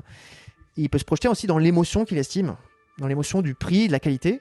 Et on peut se voiler la face, c'est le cas de le dire, à cause d'une prédiction qui est mauvaise. Ça, il faut le mettre en contexte aussi, c'est-à-dire que le contexte dans lequel tu fais boire une bouteille... Est-ce que le verre, justement, aussi peut modifier la perception? Alors, le verre complètement. Si on reste sur l'information visuelle au sens strict de la forme, de l'éclat, etc. Le verre, quand tu parles du verre, je pense que t'imagines les verres qui changent de forme. Ouais. Les collections de verres qu'on voit chez les grands verriers changent beaucoup de choses, en particulier dans la volatilité des arômes. Et dans la manière dont les arômes et les différents types d'arômes, les arômes très volatiles ou peu volatiles, vont se disperser de manière relative. Et donc, effectivement, on l'a tous un peu remarqué, il y a des verres qui profilent certains types d'arômes, d'autres moins. Bourgogne, voilà, très large. Alors, qui concentre un peu plus. Les bourgognes très larges, par exemple, augmentent la surface d'échange et permettent d'avoir des arômes qu'on qualifie des notes de fond plutôt. Tu vois, dans la parfumerie, on va appeler ça comme ça, des notes qui sont un peu plus lourdes, des notes d'épices, de bois, des notes d'évolution, vont, avec cette surface d'échange qui augmente, pouvoir plus volatiliser, alors que sur un verre Inao très classique, très effilé, très profilé, comme un verre tulipe, tu vas amplifier davantage les notes de tête, donc les notes de fruits, les notes d'agrumes, des choses comme ça. Donc le verre peut profiler les choses. Le verre ne fait pas qu'agir sur les arômes. La forme du verre peut aussi changer l'endroit où arrive le vin en bouche. Fais l'expérience chez toi, tu prends des verres qui ont des formes différentes, tu mets de l'eau très glacée dedans et tu verses cette eau dans ta bouche et tu regardes où est-ce que l'objet froid arrive en premier. Et tu vois qu'il y a des verres qui amènent le vin à l'avant de la bouche, d'autres qui le projettent plus à l'arrière, d'autres qui projettent le vin de manière plus étalée, d'autres plus précise. Et la forme du verre va aussi interagir dans la séquence temporelle qui va être exposée dans la bouche. Est-ce que ça commence par l'arrière? Est-ce que ça commence par l'avant? Est-ce que tu proposes un point précis de goût où c'est très irisant comme ça? Donc le verre peut changer plein de choses là-dessus. Nous, on s'est amusé à faire certaines expériences où on fait varier non pas la forme du verre et du buvant, mais tout ce qu'il y a autour. Donc la couleur, le poids du verre, les formes qui peuvent être imprimées dessus, qui communiquent avec toi via ton bras, qui le porte. Et ça aussi, ça peut changer complètement le goût que tu peux avoir du vin. Pense aussi à l'épaisseur du verre, l'épaisseur du buvant. On connaît des marques de verre justement qui travaillent sur l'économie de verre et qui vont avoir des buvants très fins, qui font des verres très fragiles. Mais juste ce petit buvant-là dans son épaisseur, peut modifier l'impression que tu vas te faire du vin. Et si ce vin est plus élégant et plus fin, bah, c'est peut-être pas forcément le vin qui est ça, mais c'est le message tactile que tu vas avoir au niveau des lèvres, Quel plaisir. et qui sont quelque part construits aussi par le contenu et aussi le contenant. Donc le verre il peut être très très impactant. Est-ce qu'il y a un verre universel? À chacun de le trouver aussi, en fonction de ce qu'on boit. Si tu bois que des vins blancs, bah, il y a un verre qui sera universel pour toi, qui sera pas le même que le mien si moi je buvais que des vins rouges par exemple. Donc, mais c'est un exercice qu'il faut prendre en compte. Le choix du contenant peut être décisif. Ouais. J'adore les verres avec un buvant très fin, c'est vraiment une... Oui, c'est ça. Alors, une expérience J'ai parfois envie de les croquer même. Ouais. J'évite, mais... Évite, ouais, parce que ça peut vite corrosif cette histoire. ça peut vite faire mal. Mais une expérience que les personnes qui nous écoutent peuvent faire, par exemple, c'est de voir comment la prise du verre, rien que ça peut changer la manière dont tu goûtes le vin. Si donc le verre à pied classique que vous avez à la maison, tu vas le prendre de la manière la plus confortable que tu as de le prendre, comme tu le fais d'habitude. Et tu vas prendre une gorgée du vin que tu sers ce soir. Et ensuite, tu reprends le même verre, mais là, tu vas essayer de prendre au niveau du pied, essayer de prendre le verre entre le pouce et l'index, dans une situation un peu inconfortable, qui va créer une tension dans ton bras. Cette tension dans le bras va imposer du coup un message sensoriel qui va aussi rentrer dans ta représentation, même s'il n'est pas dans le vin, il est dans le contexte du vin. On a vu que le contexte du vin est important. Et curieusement, tu vas avoir l'impression que le vin n'a pas tout à fait le même goût, que le vin bu dans un verre que je tiens entre le pouce et l'index est plus acide, plus ferme, plus peut-être presque un peu plus tendu. J'utilise volontairement ce mot tendu parce que la tension du bras va ramener une idée de tension, de contraction, si tu veux. C'est ça l'idée, dans ce qui va se passer dans ta bouche et dans la représentation globale. Pourtant, c'est pas ta main qui déguste, mais la manière dont tu interagis avec l'objet, ça aussi, ça rentre en ligne de mire dans la représentation globale du vin. Donc ça te montre voilà, que le cerveau, il écoute plein de choses. Et pas seulement ce sur quoi tu te focalises. Il y a plein d'éléments peut-être non conscients qui rentrent dans l'exercice. Et il faut essayer de contrôler tout ça. Et c'est tout l'art et je trouve l'intuition du monde de la sommellerie qui doit mettre en scène le vin et le mettre en scène dans les meilleures conditions pour pouvoir le déguster à sa juste valeur sans te tromper. Le but du jeu du sommelier, c'est pas de te faire imaginer que le vin est meilleur qu'il est. Il faut que tu puisses, après avoir dégusté ce vin, avoir envie de le racheter, de le reboire, et qu'une fois que tu le rebois à la maison, tu aies la même impression que tu as eu au restaurant. Sinon, qu'est-ce qui va se passer? Tu vas dire, mais attends, mais le restaurant, il m'a trompé, il m'a pas servi le vin que j'ai acheté. Je sais déjà ce que tu vas me répondre, mais j'en parlais, j'ai enregistré à la Bégude l'été dernier dans le sud, et on discutait avec Laurent, et en fait on se disait, le rosé que tu bois au domaine un soir d'été en Provence avec un beau coucher de soleil, etc., a jamais le même goût que quand tu le rebois à Paris dans ton appart 6 mois plus tard, alors que c'est les mêmes bouteilles attention, je dis pas du tout que le rosé de la Bégude est mauvais, très loin de là, il est très bon et c'est vraiment un régal, mais il y a une perception qui varie aussi en fonction du moment de dégustation du coup dans les facteurs. Là, qu'est-ce qui change le plus entre ce moment de plaisir que tu as eu au bord de la plage pendant l'été et ce vendredi soir pluvieux en plein milieu de l'hiver? C'est le contexte émotionnel aussi dans lequel tu es. Toi, le vendredi soir, là, t'es fatigué, t'es au niveau émotionnel plutôt bas. Et l'été, t'es tout reposé, t'es en plein soleil, t'es dans un état vraiment de plaisir et t'es plutôt à un niveau émotionnel plutôt haut. Le rosé que tu vas boire, et pas forcément celui de la Bégude, même un rosé encore plus simple, va te donner un petit peu de plaisir. Et donc tu vas atteindre un niveau de plaisir un petit peu plus fort. Mais la fausse idée qu'on a en tête, c'est que de se dire que le niveau de plaisir que j'ai atteint quand j'étais l'été au bord de la plage, je vais retrouver le même niveau de plaisir, alors que mon niveau émotionnel, lui, a chuté d'un niveau très bas. Et non, le vin va offrir le même incrément de plaisir, c'est-à-dire un tout petit peu, mais il va pas te permettre de rejoindre le niveau dans lequel tu étais avant. Et pareil, ça c'est une fausse idée que le cerveau te donne. Et c'est là qu'il faut comprendre aussi que le vin, son goût, il faut aussi mettre le dégustateur dans l'équation du goût du vin. Ça, on l'oublie trop souvent. Même chez un professionnel, quand tu dégustes, et si tu veux déguster de la manière la plus objective du monde, telle une machine, et ben, il faut que tu puisses être capable de normaliser ou de noter un peu l'état émotionnel dans lequel tu es. Si tu goûtes à un moment où tu es un peu frustré, irascible, tendu, énervé, pas concentré, fatigué, enfin, on peut voir plein de niveaux émotionnels qui changent, bah ça peut tout simplement modifier ton verdict. Et on l'a dit tout à l'heure, exemple encore plus concret qu'on vit tous les jours, au moins une fois, ton état d'appétit, ton état de satiété, quand tu as très faim, ton niveau de sensibilité est différent, tes seuils olfactifs sont plus faibles, donc tu sens mieux une odeur, tu es capable de sentir l'odeur d'un poulet rôti qui est en train de griller à 300 mètres d'ici, parce que c'est un jour de marché aujourd'hui. Et puis après manger, cette odeur-là, tu n'es plus capable de la sentir. Et puis aussi, ton niveau de préférence change aussi. Il y a des choses que tu es capable d'apprécier avant de manger, et puis après manger, c'est des odeurs que tu aimes un peu moins. Ben voilà, on change, en 2 heures de temps, on a complètement changé l'état dans lequel on est.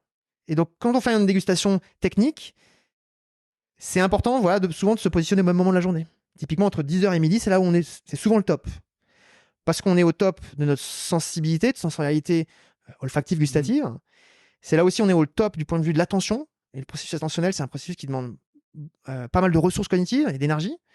Et c'est un moment où on n'a pas non plus une fatigue énorme. Il n'y a pas le stress gastronomique un peu de toutes les hormones, de tous les effets postprandial, etc. Donc 10h midi, c'est top. Mais note dans un coin de ta feuille de ta dégustation quand est-ce que tu dégustes. Parce que le vin que tu as dégusté entre 10h et midi, il n'aura pas le même goût que le même vin que tu vas goûter entre 14h et 15h. Alors on a parlé de beaucoup de choses, il est déjà 14h30, alors le temps file, j'ai l'impression qu'on a à peine effleuré le sujet encore, mais c'est ce qui fait que c'est passionnant. Peut-être une dernière question avant de passer à la conclusion, c'est comment est-ce qu'on progresse en dégustation ? On en a un tout petit peu parlé au début, mais c'est de ce que j'ai compris, c'est forcément en dégustant plus, en dégustant de manière le plus conscient possible, justement en essayant de contrôler ces facteurs externes ou en notant l'heure, en notant les verres qu'on utilise, ces choses-là. Et ce que tu disais aussi, c'était d'essayer de mettre des mots associés à ce qu'on déguste pour ensuite savoir faire le tri dans le cerveau. Mais est-ce que tu vois d'autres choses ou comment est-ce que tu nous conseillerais de fonctionner pour nous améliorer en dégustation dans le sens parce que je pense que s'améliorer en dégustation, ça a plein de sens différents, mais peut-être dans le sens profiter encore plus de ce qu'on déguste et réussir à le catégoriser davantage pour en ressentir davantage de nuances.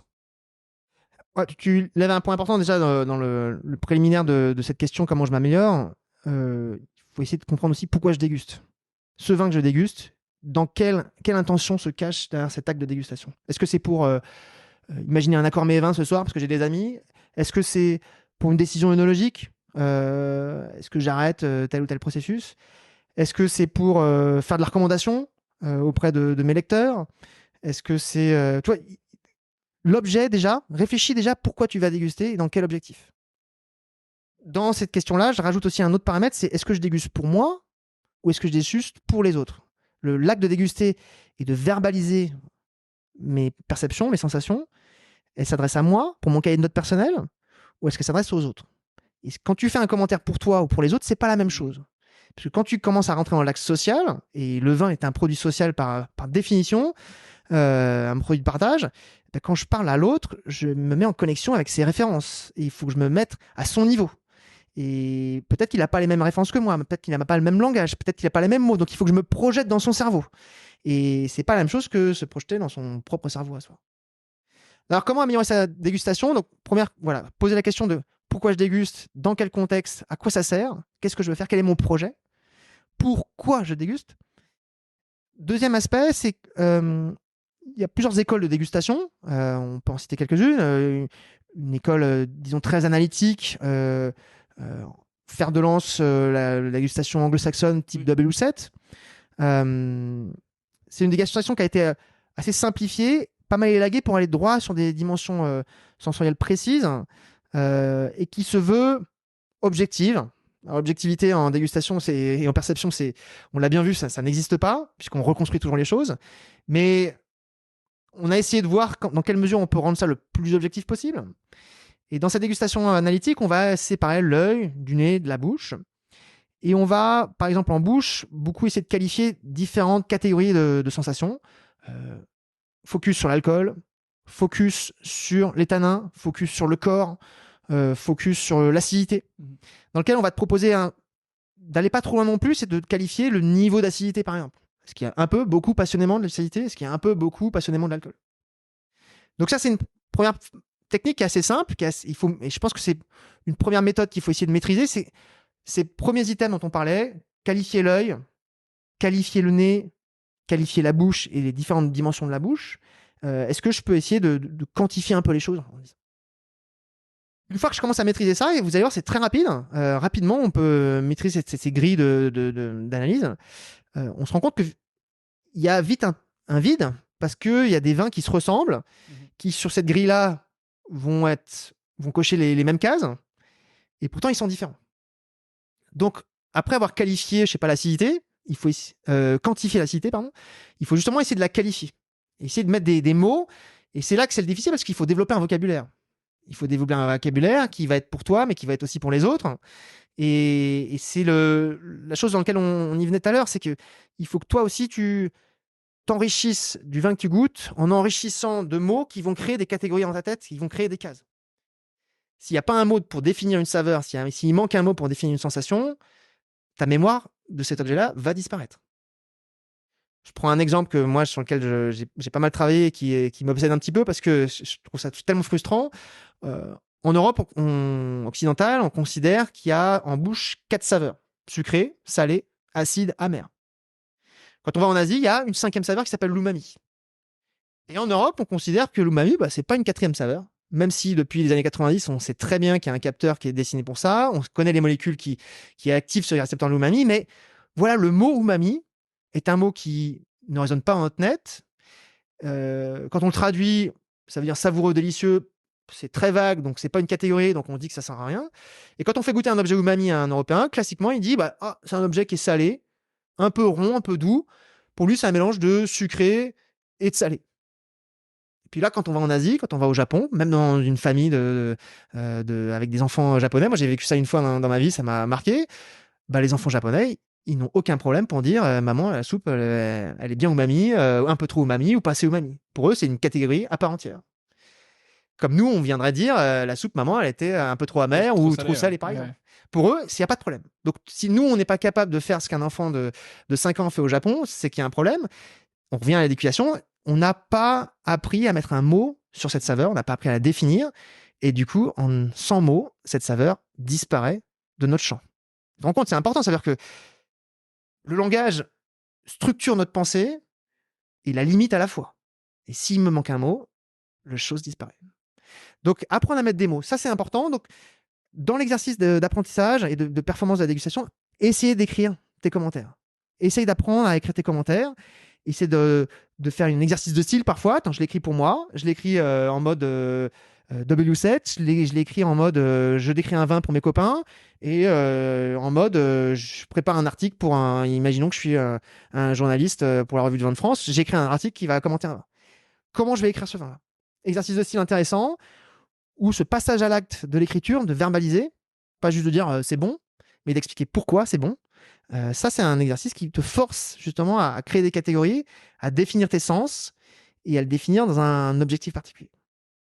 Après, pour continuer l'exercice, on l'a vu tout à l'heure, les mots peuvent être très précis, parfois trop précis aussi. Si un mot est trop précis, personne ne va le comprendre. Moi, une de mes dégustations qui m'a le plus déplu dans ma vie, c'est... Enfin, pas déplu, mais j'avais trop imaginé de choses et puis ça, c'est pas ce qui est arrivé. C'est une dégustation avec un parfumeur, par exemple. Déguster avec un parfumeur, on se dit, il va me décrire le vin dans une dimension que j'aurais pas vue, ça va être fantastique. Et le parfumeur a fait ce qu'il sait très bien faire, c'est analyser les molécules. Il m'a décrit le vin en termes de non-molécules. Ce qui, à la fin, n'avait aucun intérêt. Pas très émotionnel, ouais. Et on se dit, mais il manque quelque chose, quoi. Ouais. Et donc, tu touches du doigt un point important. L'émotion, elle est là. On a tous un petit bébé coincé dans notre tête, quelque part, qui dit c'est bon ou c'est pas bon. Je bois ou je bois pas. J'achète pas. Et cette dimension émotionnelle, parfois la culture anglo-saxonne a tendance à le cacher. Nous, en France, plutôt latin, on a tendance aussi à parler du vin, à dire si on aime, si on n'aime pas. Regarde, à table, on aime bien parler des plats et de dire si j'aime, c'est bon, c'est pas bon, c'est super bon ce que tu as fait, là, il manque quelque chose. Et essayer de commenter un peu les choses. Ce côté émotionnel, il ne faut pas le mettre sous la table. Au contraire, il faut le garder parce que c'est un point d'entrée pour essayer de décrire le vin. Pourquoi j'aime pas tel truc? Est-ce que c'est parce que j'aime pas un arôme qui me rappelle l'arôme de fromage parce que j'aime pas le fromage, par exemple? Ou est-ce que il y a un déséquilibre sur l'amertume? Voilà, essayer de donner des informations par l'émotion. Par l'émotion, et l'émotion, elle peut aussi faire rejaillir des choses en toi, c'est-à-dire que ton corps va s'exprimer dans l'émotion. Quand tu goûtes un vin, ton corps réagit face au vin. Il va te mettre en tension. Ou au contraire, il va te mettre dans un confort. Ouais. Il va attirer ton attention. Ou au contraire, il va vite t'ennuyer. Et ça, c'est la manière dont le corps réagit face à l'état émotionnel dans lequel tu es. Ça se manifeste en particulier dans une chose qu'il faudrait qu'on écoute davantage, c'est la salivation. Comment tu salives face au vin? On produit différents types de salive. Et la réaction de salivation, c'est une réaction face au vin qui manifeste comment tes glandes salivaires et ta perception rapide et immédiate du vin se rejaillissent sous forme de est-ce que je salive pour me protéger du vin, par exemple, ou au contraire, je salive pour accompagner le vin et l'accueillir de manière bienveillante. Tout ça est aussi une manifestation de ta réaction. Et puis, on l'a un peu parlé tout à l'heure aussi, dans les mots qu'on décrit, si c'est trop précis, c'est peut-être bien pour moi, si je commence à décrire le vin en disant « Ah, ça sent exactement la confiture au coin que fait ma grand-mère », bah, ça me parle, mais toi, tu l'as pas goûté avec moi, ma confiture. Donc, il faut essayer de trouver des vocables qui sont de plus en plus globales, qui ont une communication, une communicabilité, je ne sais pas si le mot existe, efficace, et ne pas hésiter à chercher aussi des métaphores globales. On parlait de minéralité tout à l'heure. La minéralité, on a vu que c'était un mot qui était intéressant et en même temps piégeux, mais si je dis qu'un vin est minéral, tout le monde va comprendre.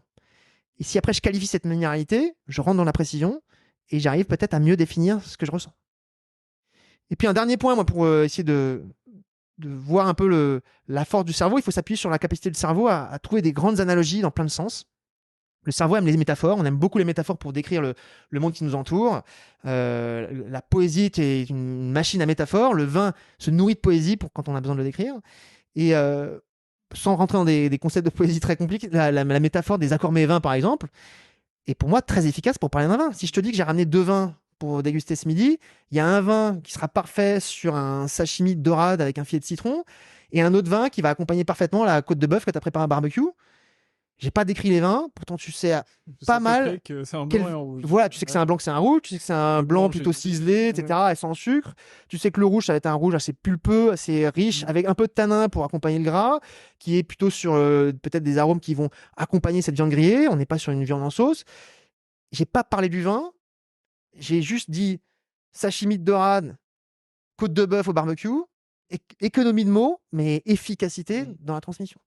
Donc chercher ces analogies-là, c'est important parce que ça te permet de te projeter dans des dimensions du vin qui sont parfois décomposées trop par la dimension analytique. Quand on décompose le vin, œil, nez, bouche, on le déconstruit, mais c'est un peu comme si tu me décrivais un tableau en me disant les couleurs qu'il y a dedans. Ouais, il y a des... ouais. Ah ben ce tableau-là, je vois du rouge, du vert, un peu de bleu, et puis il y a aussi un peu de marron.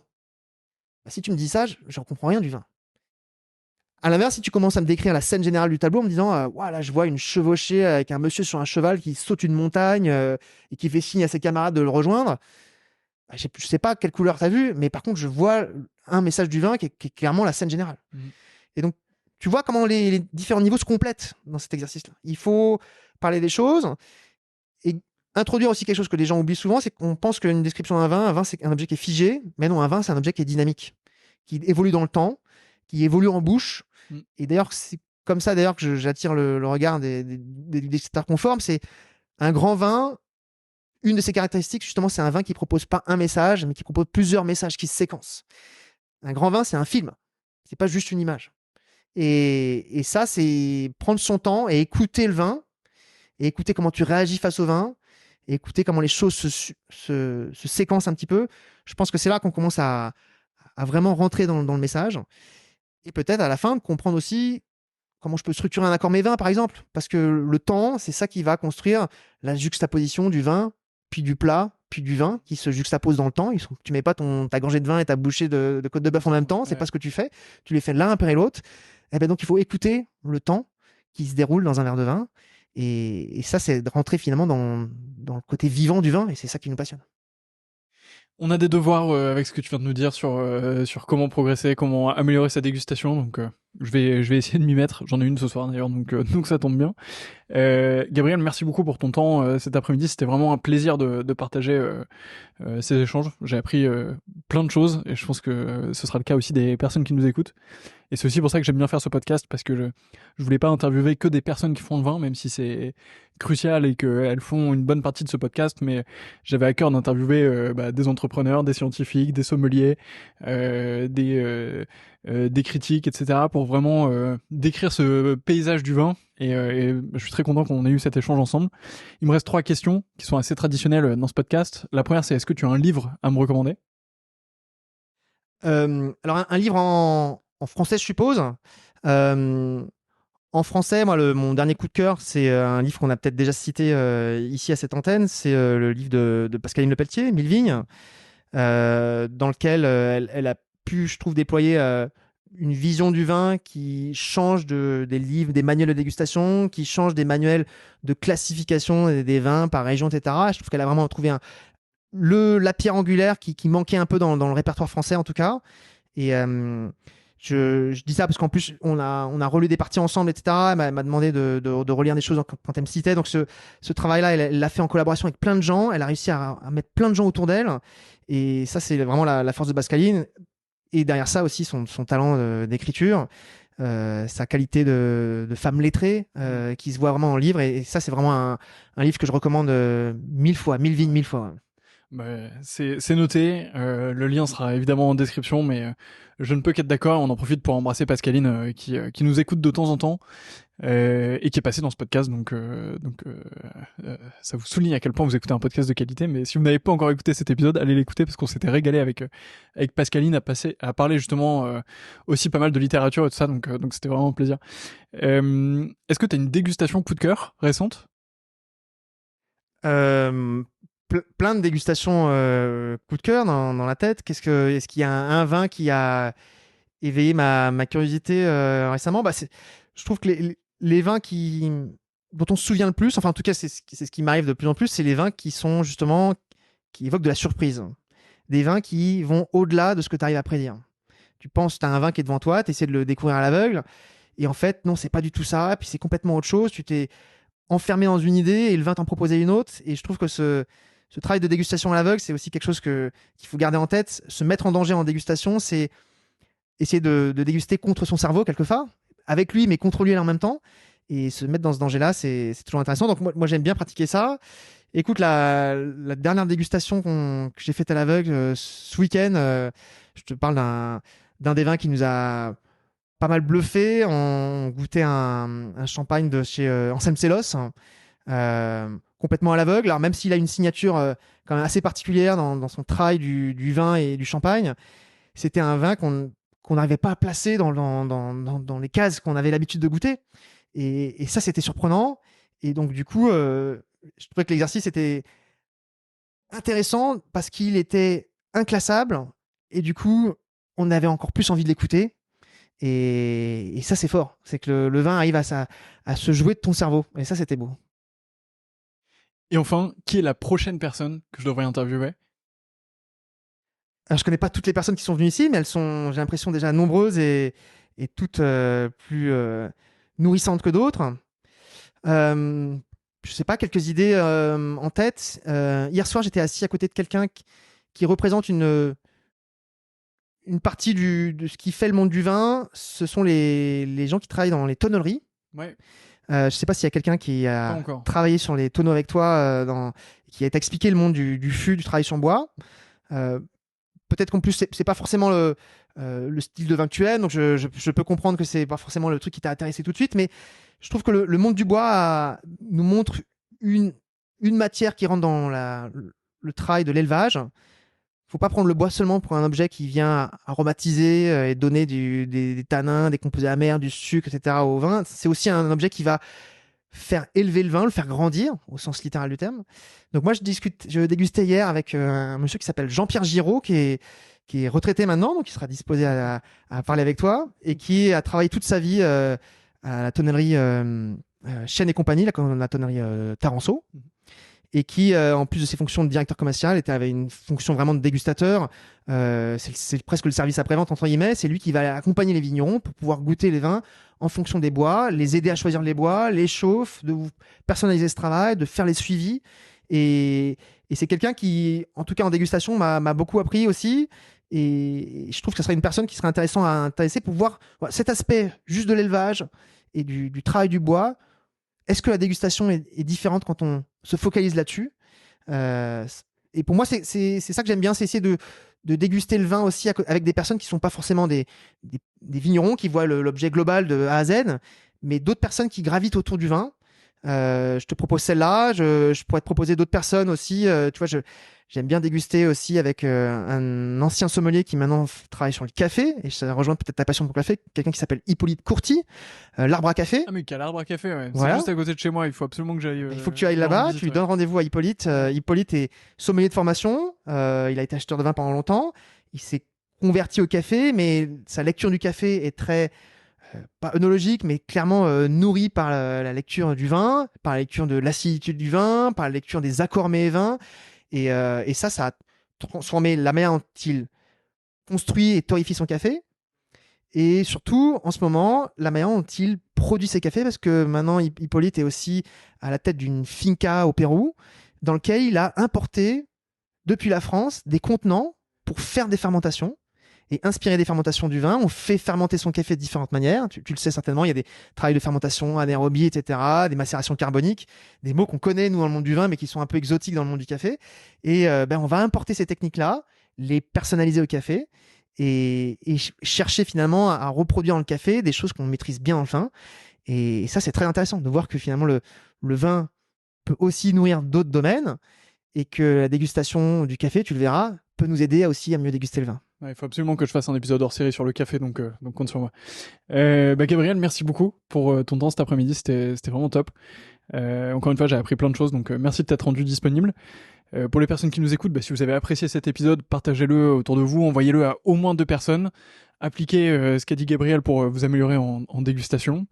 Je vous souhaite le meilleur, je vous souhaite de très belles dégustations et je vous dis à très bientôt. Gabriel, encore merci et à bientôt. Merci à tous, bonne dégustation.